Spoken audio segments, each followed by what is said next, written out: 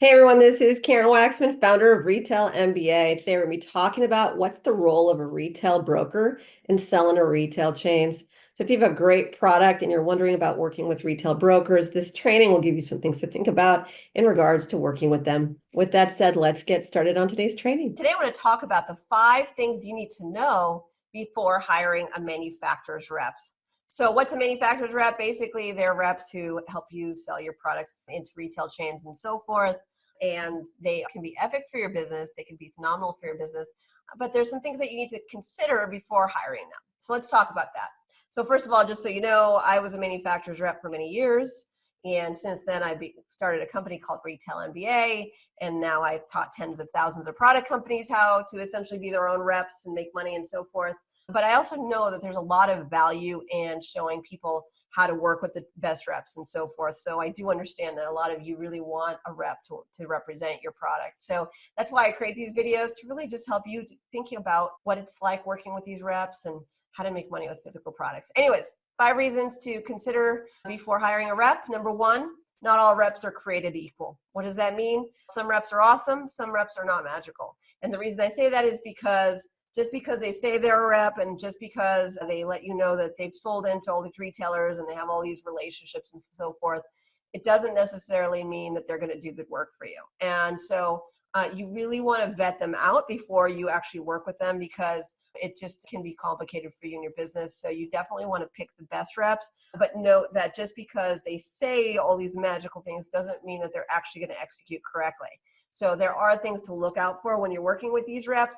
But just know that they're not all created equal. Please don't listen to just anything. Really feel it out. Get some additional information before you choose the rep, because it can be important for you in your business. Another thing to consider before hiring a rep is that they can actually delay sales for you. So what does that mean? Part of the reason why I created my original core training program called Retail MBA was that I was teaching people how to be their own reps, essentially, and sell into retail chains, because they had been working with reps. They hired maybe the wrong rep, not on purpose, but basically they didn't vet the person out correctly.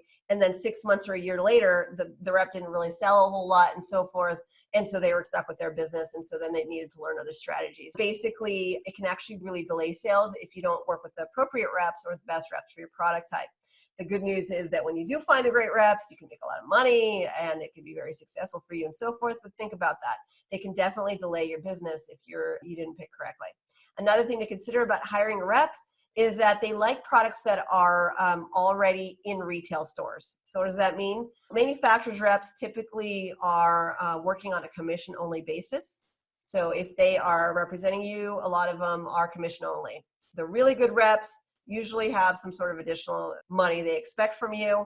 And so not all reps are on 100% commission, but a lot of them are. So please note that, because a lot of them are working on commissions, they tend to pick and choose the products they work with. They want the products actually that are already selling in stores, because those are the ones that are going to make them money faster. So a lot of times they're rejecting you or not really paying attention to your product, because if it's not making them money very quickly, they maybe don't focus on your product as much and so forth. So you really have to think about that. And so what does that mean for you if you've never sold your product anywhere before? It doesn't mean that reps aren't a great strategy for you, but you might get rejected a little bit more unless you know actually how to speak to them and convince them that your product will sell and all sorts of things. But you do have to recognize that they're commission only. And so if you hadn't sold to retailers before, they tend to maybe take a step back a little bit.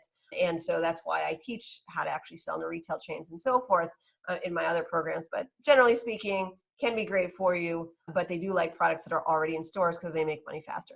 All right, another reason why you want to consider before hiring a rep is that you don't, my biggest recommendation is that you don't want to bother working with reps until you set everything up appropriately for retail first. So what does that mean? Some people assume that they created this product and they're quote unquote ready for retail.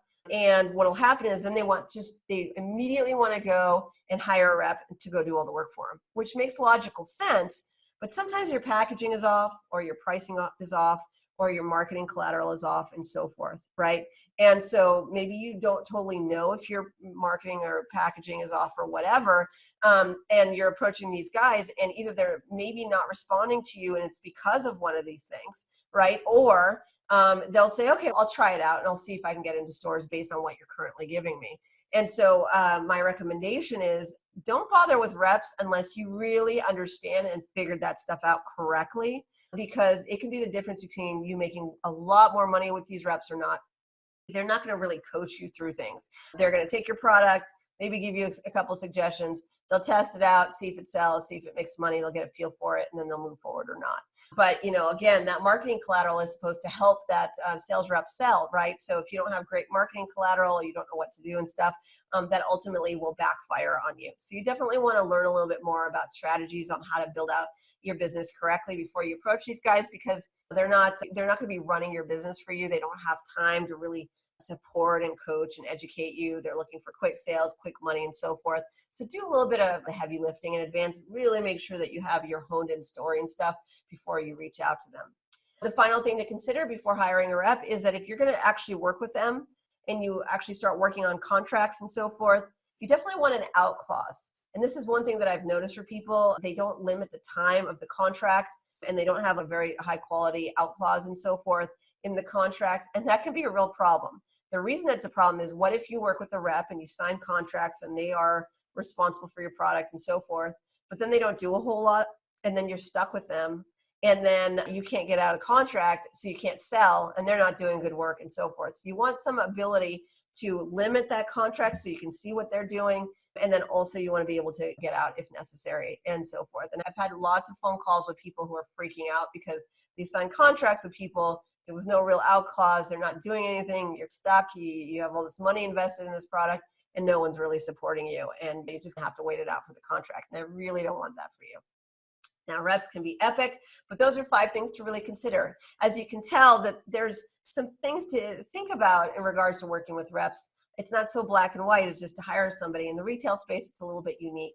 Now, if you want to know exactly how to find the top reps, how to present to them appropriately, because trust me, you're going to have to pitch them a little bit on your product to get the best reps to represent you. And you want to make sure that you're doing all this stuff correctly and you're working with the top reps in your space and so forth. I have a training program that I just created called Manufacturers Rep MBA, and the link for that is listed below. And basically what the program is, it walks you through exactly how to approach and find these guys, and what to say to them to get them interested in your product and how to prepare accordingly for these guys. And it's a very powerful program. I was a manufacturer's rep for many years before I started educating people. And so this information really came from, my experience working with reps and then, over the years and so forth. So it's a very powerful program. The best thing about this little program is that it also includes a list of manufacturers reps throughout the country. So I actually included a list of over a couple hundred reps who are either national reps or are regional and so forth, and some with categories and everything. So it's a really powerful list. And the purpose of that list is for you to be able to reach out to these companies. And once you learn what to do, you can reach out to reps and hopefully get them to represent you. And so sometimes when you're trying to figure out who the reps are, you can't even figure out where they are and how to find their contact information. And so this list is very powerful. It includes the name of the company, the name of the person, and the phone number and so forth. A lot of these rep companies are a little bit more old school.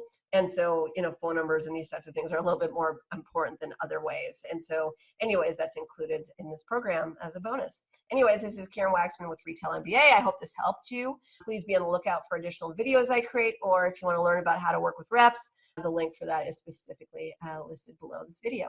Thanks so much.